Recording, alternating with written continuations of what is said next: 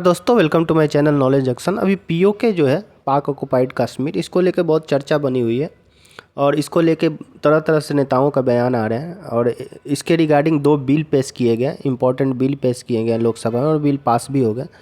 ये आप पहले वीडियो देखिए फिर आगे बात करते हैं।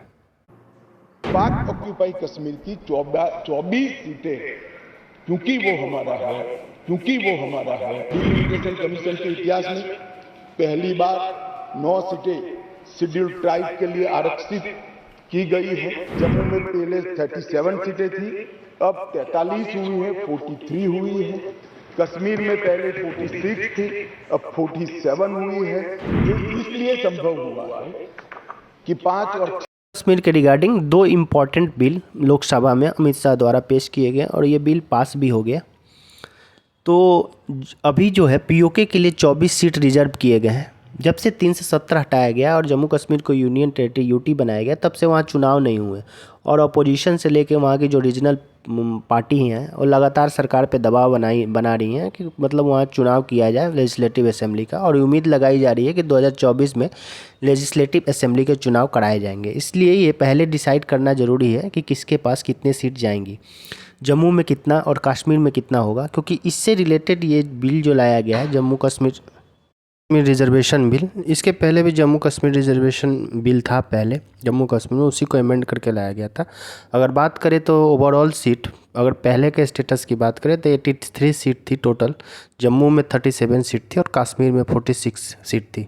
इसलिए सरकार फॉर्म कैसे होगी वो कश्मीर डिसाइड करता था, क्योंकि सरकार जो ओवरऑल सीट थी असेंबली की वो कश्मीर में ज़्यादा थी।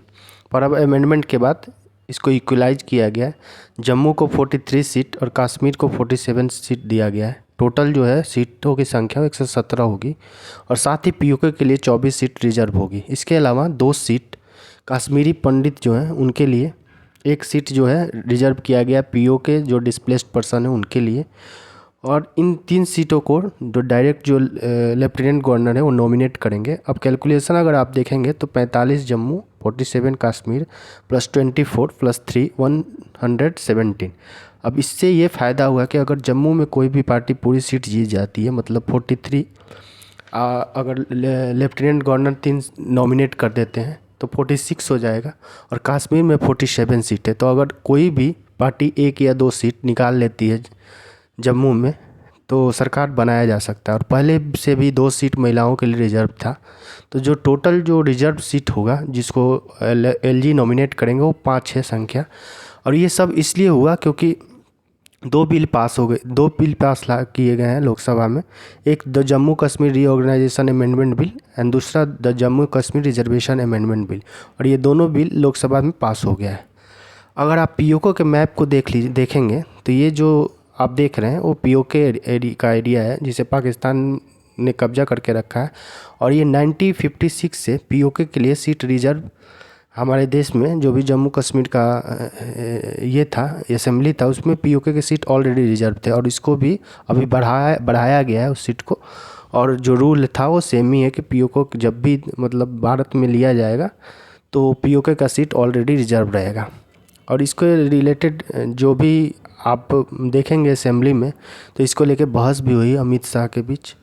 अमित शाह ने इसका जवाब दिया और उन्होंने बताया कि ये इंडिया के लीडरशिप के लिए बहुत ब्लंडर था, ये कैसे हमारे देश का जो हिस्सा है, ज़मीन का हिस्सा, वो पाकिस्तान ने कब्जा कर लिया, और कहीं ना कहीं ये लीडरशिप जो थी उस टाइम के नेताओं की वो फेल्योर था। ऐसा हमारे देश के गृह मंत्री ने सदन में भी बताया। तो इससे दोस्तों, इससे रिलेटेड ये इन्फॉर्मेशन थी। अगर आपको इन्फॉर्मेशन अच्छी लगी हो तो please subscribe this channel, like share and comment. Thank you. जो पंडित जवाहरलाल नेहरू के प्रधानमंत्री काल में हुई, उनके लिए गए निर्णयों से हुई, इसके कारण सालों तक कश्मीर में सहन करना पड़ा। एक सबसे बड़ी गलती, जब हमारी सेना जीत रही थी, पंजाब का एरिया आते ही सीज फायर कर दिया गया और पाक ऑक्युपाइड कश्मीर का जन्म हुआ। अगर सीज फायर 3 दिन लेट होता तो पाक ऑक्युपाइड कश्मीर आज भारत का हिस्सा। यूनाइटेड नेशन के अनुभव के बाद, मान्यवर, यूनाइटेड नेशन के अनुभव के बाद मैं इस निष्कर्ष पर पहुंचा हूं कि वहां से कुछ संतोषजनक नतीजे की उम्मीद नहीं की जा सकती। मुझे यह एक अच्छा फैसला लगा इनटू ब्रैकेट सीज फायर। मुझे यह एक अच्छा फैसला लगा, लेकिन इस मसले को ठीक से नहीं निपटा गया। हम सीज फायर और पर और विचार करके कुछ बेहतर मार्ग निकाल सकते थे। मुझे लगता है कि भूतकाल में हमसे द्वारा की गई गलती है।